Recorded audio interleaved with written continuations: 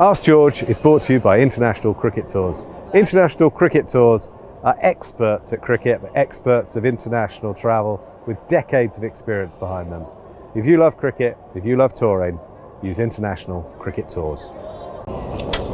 So, day 4 of the second test at Lord's. We've got George from Ask George, we've got Mark from the Murali End podcast, and this is Ask George. Beautiful, it's getting better every day. Yeah, Richard Anderson's kicks us off with, for all the talk about the 100 accelerating the demise of Test cricket, are ridiculous prices charged by places like Lord's equally as culpable? Isn't it weird how they learned the lesson that if you schedule things well and price sensibly, you'll attract an audience, as they do for the 100, and then they don't do that for Test cricket. So yeah, they've got the prices wrong. Of course they have. Do you know, we've just done a piece on it. I did a piece a couple of hours ago, didn't I, about the ticket pricing for today and stuff. And you reference other pieces you've written. I basically wrote the same piece in 2022. 2 years ago, yeah, it's astonishing. Really. Because they had this problem, actually not quite as bad for a New Zealand game here in 22. But of course then the Australians come in 23, they hike the prices up again. But yeah, they've got to learn. They've got to learn that it's pretty obvious from the outside that the game is sliding towards irrelevance, and we need to act and do things differently to save it. We've kind of had this conversation. I don't know how it's felt talking about other sports on this show, but Liverpool versus Manchester United just finished at Old Trafford, and the cheapest tickets for that were £30, and that is a little bit more popular, marginally more popular globally than England versus Sri Lanka in a Test match. I think cricket needs to learn, English Test cricket needs to understand that it's competing for eyeballs from a whole range of different places, especially if you're playing this time of year, and they need to box a little bit smarter and a bit more cleverer. And take a long-term view about capturing the imagination of people. There's reasons to be optimistic because it remains a great sport, a great game. There's lots to enjoy, but it hasn't been a vintage summer. We'd be lying if we said it had been. And I think the cheapest tickets were £65, so that's restricted view, and £80 if you actually wanted to see the cricket. So, look, it hasn't worked. I mean, the proof is that it was a third full at best. It was quite nice of them to have a reduced post-tea ticket for £15, which they announced about 15 minutes before tea started. So I'd be really interested to know if anyone utilised that. Or knew about it. At 3:45, you could come in for £15. I mean, I think most of the counties, I think it's 14 or 15 of them, allow free entry after tea. I think it's pretty much well known. I think that's the most galling element of that, really, is the fact that generally we didn't have a clue about that. Not a clue. I don't know if any. It sounds like it sounds a bit of face saving, to be perfectly honest. That in the grand scheme of things, I think the biggest issue, one of the bigger issues of this debate, is we can talk about whether the authorities know what the value of Test cricket is in the current climate. What it certainly doesn't know is how to learn from it, because we had this conversation and we wrote this same piece 2 years ago. They've basically come out with the MCC have come out with basically the same statement. What odds on them doing exactly the same thing the next time this happens in 2 years' time or so? We've got India next year. We all think that's going to be massive sellouts. What are the chances of this happening all over again? Frankly, Who's here in 26? I can't high. remember. I mean, England women are playing India's women here. That'll be an interesting one. Yeah. I can't actually remember which. is it South Africa? Yeah. Might be. Honestly, I can't remember, I'm afraid. But it'll be interesting. Yeah, you're right. They have to learn, but they are out of touch. They're very out of touch. There were warning bells surely ringing after the attendance in Manchester. None of this was unforeseeable. I mean, for a £120 ticket, which is what a day 2 ticket is, just in front of where we're filming, you could fly to Ireland and watch all 4 days of Ireland versus Zimbabwe. If you're, just to give an example, I'm not saying it's the same as going to Lord's, but I'm saying when Sri Lanka played their last test in Sri Lanka, that all the tickets were free. Well, yeah. It's not just, the ticket is only part of it, isn't it? I mean, it's £5 for an ice cream, isn't it? Yeah. £5 for a feast, we're told, reliably by Owen, who needs several feasts to get through the day. If he had a feast every 20 minutes, he'd spend £100 over the day. Is that right? Yeah, our expenses would be out. I mean, there's no way that would get through. and we probably Not just on dispose of him. I mean, we're standing here criticising. Let's try and look at some solutions. Why not? So we've had a few from Rob Smith, who asks, despite saving Test cricket of England, killed fourth day ticket sales. Dark Glasses asks, why aren't Lords offering free after tea prices, a bit like they do in the county championship? Well, because it could possibly dilute the value of the tickets that they are selling. I mean, well, that's another thing that could they not have reduced prices and subsidised? I mean, Guy Lavender's statement today suggests they could not possibly have subsidised the tickets that they'd sold through ballot. I don't know, not one of the least popular ballots of all time, through the ballot like a year ago. They couldn't possibly have subsidised those afterwards and then reduced the ticket price for on the day. well, they could, because they They obviously have the could. bank It was details. nonsense statement. They kind of got lucky with the West Indies test, because I don't think ticket sales were that great. They're okay, but they weren't great until James Anderson. It became apparent that it was James Anderson's last test. So they didn't have that gimmick for this game. Do you feel that might have forced their hand? They might have thought maybe, if you're thinking about this might be his last summer, maybe kind of tell people early that he's going to go then and try and... Well, they wanted it to be a farewell. I don't know if they were thinking of it as a ticket boost, but it did provide some context to that game that this game lacked. And the other thing that didn't help this game was that game was horrendously uncompetitive. I can't remember what the result was. In innings, well, 130. let's not forget that game finished so early on the third day that they actually had to give back money, which apparently they definitely cannot do when it comes to subsidising You make tickets. a point. That's a really good point. Look, I do think they're in a difficult position, and the game is changing pretty fast. And I do think they do quite a lot of good things. I'm not anti-MCC at all. I think that the executive of the MCC really try and do quite a lot of good things. And remember the conflict they had with their own members when they tried to get rid of the historic fixtures, you know? So I think the executive have good instincts, and it's not just an MCC Lords thing.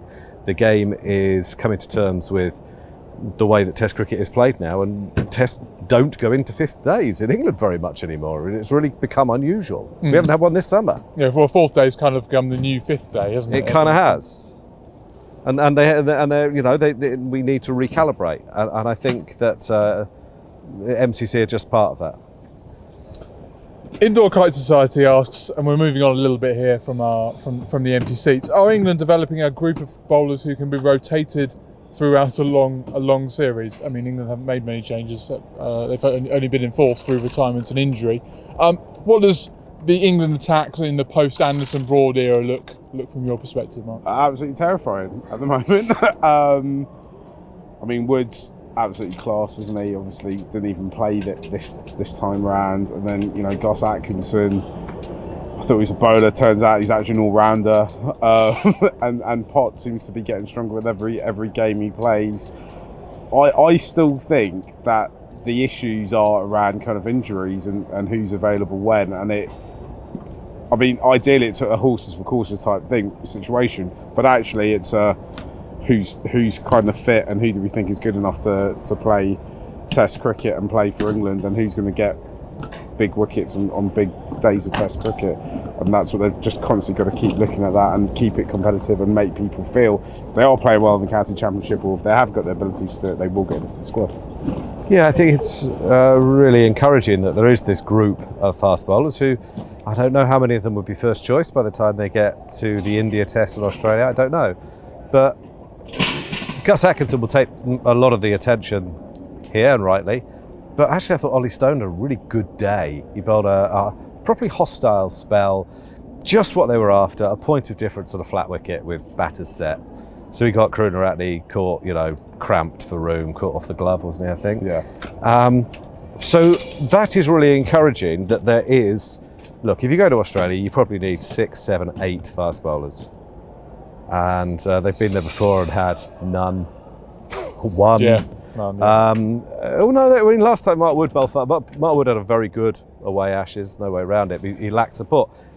It looks this far out as if they are assembling that group. But who knows how fit they're going to be, who knows how often they'll have a first choice. But if Ollie Stone and Gus Atkinson took the new ball in Perth, I don't know, they'd have a chance. Gus Atkinson's start to his Test career is absolutely phenomenal. And I don't know about everyone else, but I've sort of been trying to get a handle on what his weapons are, because it's not like he's getting it's not like watching Mitchell Johnson or Wacky Eunice No, or Richard no, Hadley yeah, or something like that. The weapons are sort of subtle. I mean, they've just been asking players from both sides, and the first thing they've all said, he's quick. He's quick. No, but that's really relevant. It really matters. His action is repeatable. It just does the same thing again and again with little variations. Doesn't swing it miles, doesn't nip it miles, but he's there or thereabouts with a repeatable action at a decent pace. Now, it sounds simple, but only one England bowler in history has taken more wickets in his first 5 tests. There have been a lot of good bowlers, but only two English players have got 105 for in the same test before. Greg and Botham. I mean, these are great names in English cricket. So he's, it's a phenomenal start. I guess we have to give the typically miserable caveat. Sri Lanka aren't very good. They've been terribly disappointing. So much better on paper than they've delivered. For 2 games in a row, they batted poorly, and I couldn't believe it, by the way. Dan in charge is saying, were you in that press conference? I wasn't. No, I was. Okay, so I haven't really processed this yet, but why did you decide to field first? Which I didn't have any issue with the fielding first. I thought it was reasonable. But his answer was, our batters have been struggling. I need to give them a break. Doesn't that quite surprise? I mean, maybe what they've been doing in the days before. Maybe it was honest. Well, I think he meant that you get to have a look at the pitch. Yeah. Feel themselves into the game. Yeah, I see. Feel your way into the game a bit. Yeah. I don't know. Doesn't sound like. I was surprised. Maybe I should just be surprised by the honesty. From a Sri Lanka perspective, the disappointing thing is we'll come to Lords, and Asitha got a 5-foot, gave away over 100 runs in that first innings, but he'll be on the honours board forever. But none of the batters kind of. We said this on the first day or so, didn't we? That they've got to have a couple of batters on the honours board by the end of day 2 or 3. And that was the difference, right? I mean, we lost by 140 odd runs or something. Joe Root was on the honours board twice. Gus Atkinson gets himself on the honours board twice. And Sri Lanka just weren't able to match. I thought coming into this series the worry for me was getting 20 wickets, but now and I thought the batting would be all right. And I think that final innings, you kind of like, it's all right. They've kind of got to they've done kind of okay, but it's so sad for me as a fan that none of them have been able to capitalise on it. One of the most, perhaps the most galling element, you tell me if I'm wrong, might be that Sri Lanka will come away from this game or the first 2 tests and think they haven't perhaps played to their potential. Yeah. England may well say the same. So a lot of their players, have, particularly the batting lineup, have had starts. The bowling attack actually have bowled, Ollie Stone and Gus Atkinson aside, but a lot of the batters have made starts and not made scores. Yeah, I mean, kind of coming into it, all the talk was, the top, however many Sri Lanka batters all have averages about 40. When you watch them, you kind of see it's like they kind of drift around, so couldn't get to the 30s, and then all get out around somewhere between 35 and 50, and you're like, it's kind of an all right kind of innings, making the start when your team really need to push on and do. If you're going to save this test, you're going to do something absolutely special. And you see the way that set batters who are experienced, played 90 plus tests, get out. You're like, that's not you. Yeah, it's disappointing. But they battled today. The second innings was better, but that first innings, when the game was there to be shaped, and everything was in their advantage. Beautiful batting conditions, beautiful weather. England bowled pretty well, but I mean they really did. But that was really disappointing. Sri Lanka have underperformed. There's no way around it. I think the difference between the two of them is that it's quite clear, and I don't think necessarily. This isn't a classic Bazball England performance, but it's quite clear England have plans in place and have things they want to execute, and they've got a style of Test cricket that they want to play. And it feels to me like Sri Lanka just drifting through this. Well, they ran out of steam as well. I mean, 3 seamers, 3 seamers that ran out of steam. You need another seamer, really. Which means you need an all-rounder, which means you need Angelo Matthews to be 15 years younger. It's a shame. Time. It's not helped us. It's not. Yeah, we're definitely on the time machine. Let's move on. So Gordon Rawlins asks specifically about England's top order. Would England have selected Lawrence, Vice, Crawley at the start of an Ashes series, or would they have gone with someone, perhaps maybe a bespoke opener? How do you? What? Well, would Lawrence have played had this been an Ashes series instead of Zach Crawley? Good question. That is a good question. I mean, I think probably so. It's not like they're... Honestly, I do think they delight in doing things a bit differently. And to be fair, they've been proved right so many times. I mean, they've won 7 tests in a row at home, actually. So I don't think that would bother them in the same way that it's unthinkable that someone with a bowling average of 182.5 in the season would have been picked previously, and it's not wrong either. So I think they probably still would have picked Dan Lawrence. They got it wrong though. I mean, it was not working. I mean, that's one of the things that hasn't worked.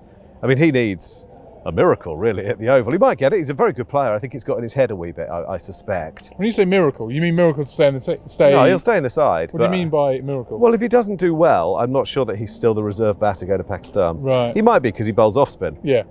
But he's become a utility player. It's a bit unfair on him. Yeah. You know, he's a very good batter and he's not showing that because he's batting out of position. Yeah. And then he's going to be in the side as sort of an all-rounder. I don't know.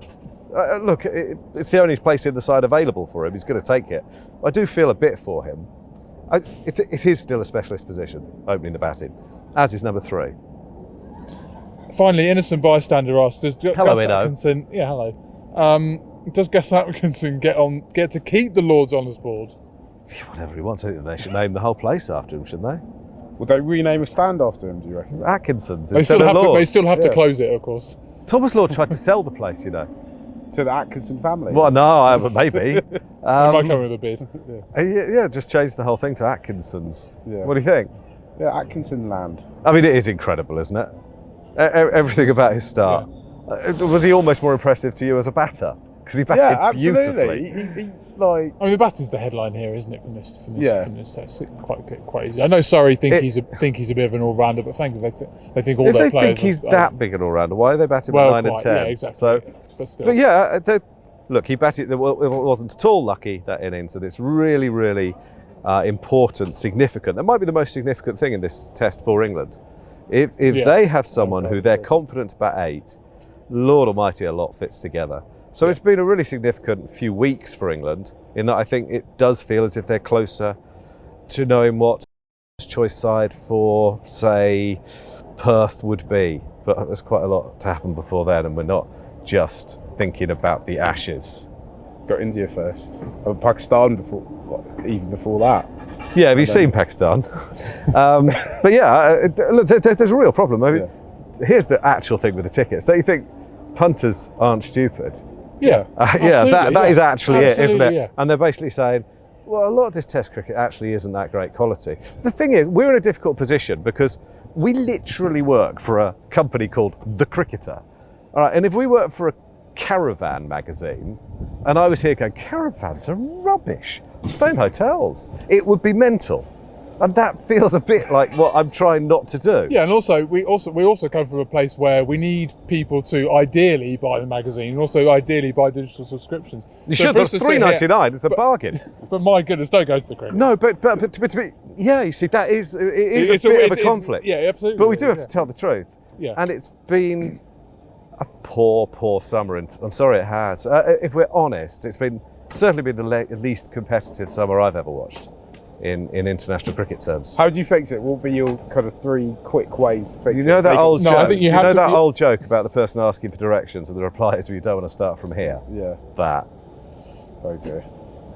I think the problem is that this test match or this test series and the last one isn't worth the money. Now, is that to do with the price being too high, or is that to do with the product not justifying? That's a terrible cocktail, isn't it? An outlay. It's an awful cocktail, and you could come at it from both sides. You know the old Woody Allen joke about the food here is terrible, it's unedible, and the portions. It's a bit like that, isn't it? Should we finish with the Woody Allen joke? Woody Allen always unites people. Maybe we should buy Lords. Could probably afford it.